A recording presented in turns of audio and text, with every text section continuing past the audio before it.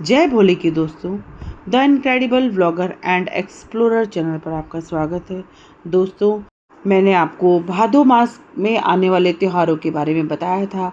उसमें मैंने बताया था कजरी तीज के बारे में।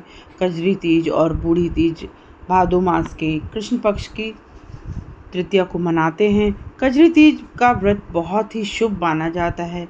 कजरी तीज के दिन विवाहित महिलाएं अपने पति की लंबी आयु के लिए व्रत रखती हैं और अविवाहित लड़कियां इस पर्व पर अच्छा वर पाने के लिए व्रत रखती हैं।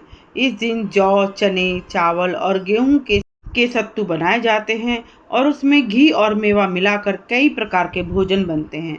चंद्रमा की पूजा करने के बाद उपवास तोड़ते हैं। इसके अलावा कजरी तीज के दिन गायों की पूजा की जाती है। साथ ही इस दिन घर में झूले लगाते हैं और महिलाएं इकट्ठा होकर नाचती हैं, गाने गाती हैं। कजरी गाने इस उत्सव का अभिन्न हिस्सा है। कजरी तीज पर नीम की पूजा की जाती है और उसके बाद चांद को बलिदान देने की परंपरा भी है। कड़ी गर्मी के बाद मानसून का स्वागत करने के लिए लोगों द्वारा कजरी तीज मनाई जाती है। कजरी तीज पूरे साल मनाए जाने वाले तीज के त्योहारों में से एक है। अक्षय तीज और हरियाली तीज की तरह भक्त कजरी तीज की विशेष तैयारियां करते हैं। इस दिन देवी पार्वती की पूजा करना शुभ माना जाता है। जो महिलाएं कजरी तीज पर देवी पार्वती की पूजा करती हैं, उन्हें अपने पति के साथ सम्मानित संबंध होने से आशीर्वाद मिलता है। किंवदंती है कि 108 जन्म लेने के बाद पार्वती भगवान शिव से शादी करने में सफल हुई थी।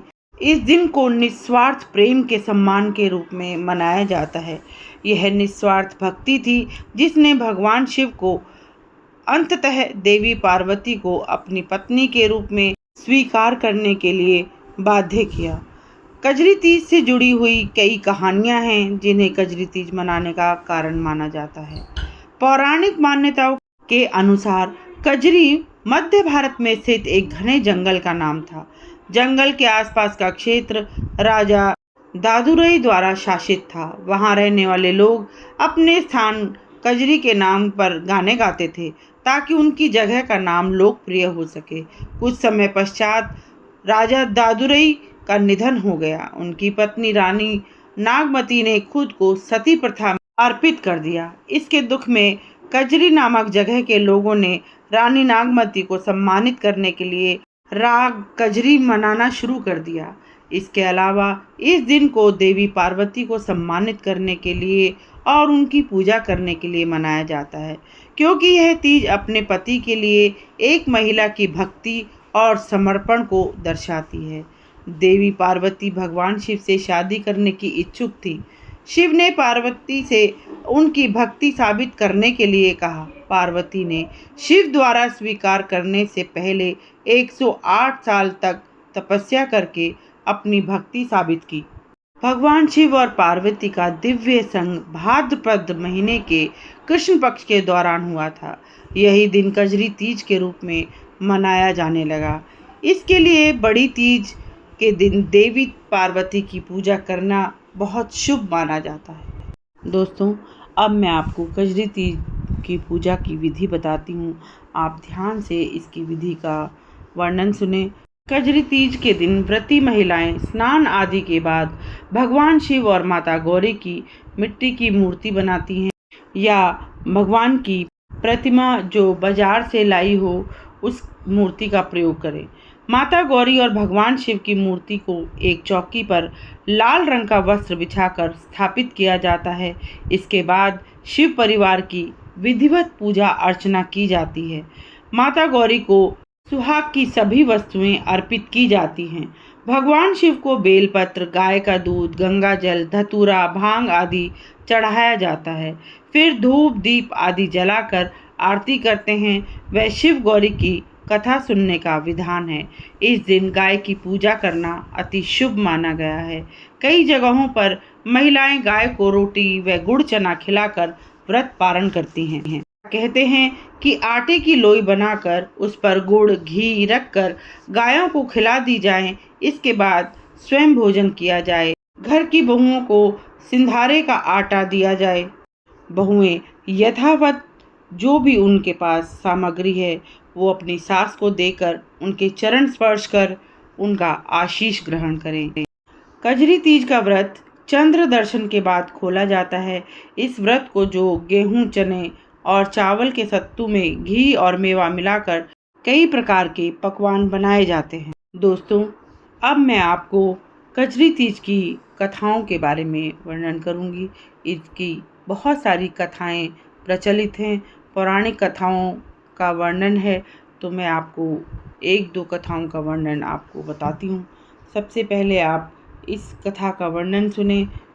दोस्तों, आपने अभी तक मेरे चैनल को अगर सब्सक्राइब नहीं किया है तो सब्सक्राइब करें, लाइक करें, शेयर करें और बेल आइकन दबाना ना भूलें ताकि आपको मेरे हर वीडियो का नोटिफिकेशन सबसे पहले मिले। तो दोस्तों, शुरू करते हैं कथा। आप ध्यानपूर्वक इस कथा का श्रवण करें। कजरी तीज की पौराणिक व्रत कथा के अनुसार एक गांव में एक गरीब ब्राह्मण रहता था। भाद्रपद महीने की कजरी तीज आई। ब्राह्मणी ने तीज माता का व्रत रखा। ब्राह्मण से कहा, आज मेरा तीज माता का व्रत है, कहीं से चने का सत्तू ले आओ। ब्राह्मण बोला, सत्तू कहाँ से लाऊं? तो ब्राह्मणी ने बोला, चाहे चोरी करके लाओ, चाहे डाका डाल के, लेकिन मेरे लिए सत्तू लेकर आओ। रात का समय था। ब्राह्मण घर से निकला और साहूकार की दुकान में घुस गया।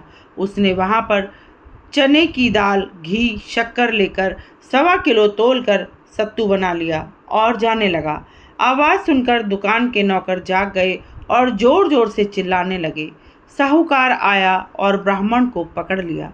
ब्राह्मण बोला, मैं चोर नहीं हूँ, मैं एक गरीब ब्राह्मण हूँ। मेरी पत्नी का आज तीज माता का व्रत है, इसलिए मैं सिर्फ 1.25 किलो सत्तू बनाकर ले जा रहा हूँ। साहूकार ने उसकी तलाशी ली। उसके पास से सत्तू के अलावा कुछ नहीं मिला। चांद निकल आया। ब्राह्मणी इंतजार ही कर रही थी। साहूकार ने कहा, आज से तुम्हारी पत्नी को मैं अपनी धर्म बहन कहूँगा। उसने ब्राह्मण को सत्तू, गहने, रुपए, मेहंदी, लच्छा और बहुत सारा धन देकर ठाठ से विदा किया। सब ने मिलकर कजरी माता की पूजा की। हे कजरी माता, जैसे ब्राह्मण के दिन फिरे, जैसे ब्राह्मण की बाद में सब इच्छाएं पूरी हुई, वैसे सभी की इच्छा पूरी हो। जैसे पहले उसे गरीबी थी, ऐसे किसी की गरीबी ना रहे, सबकी गरीबी मिटे, सबको सुख, संपदा, धन और वैभव मिले। दोस्तों, यह त्यौहार उत्तर भारत के राजस्थान, मध्य प्रदेश जिले में मनाया जाता है। राजस्थान की बूंदी जिले में इसका ज़्यादा महत्व है। तो दोस्तों, यह कजरी तीज मनाने का जो मैंने आपको विधि बताई, उस विधि के अनुसार आप व्रत का पारण करें और व्रत को सफल बनाएं। माता गौरी और भगवान शिव आपकी सभी मनोकामनाओं को पूर्ण करेंगे। आपने जो भी इच्छा रखकर इस व्रत का पारण किया है, इस व्रत को रखा है, वो सब इच्छाएं आपकी पूर्ण होंगी। सुहागिनों को माता पार्वती सदा सुहागिन रहने का आशीर्वाद देंगी और कुंवारी कन्याओं को अच्छा और सुयोग्य वर प्राप्त करने का आशीर्वाद देंगी। तो दोस्तों, आप सभी इसी तरह व्रत और कथाओं का वर्णन सुनते रहें। आप मेरे साथ इसी तरह जुड़े रहें। आप मेरे साथ इसी तरह कथाओं का श्रवण करते रहें और मैं आपको इसी तरह कथाओं का श्रवण कराती रहूं। जय भोले की।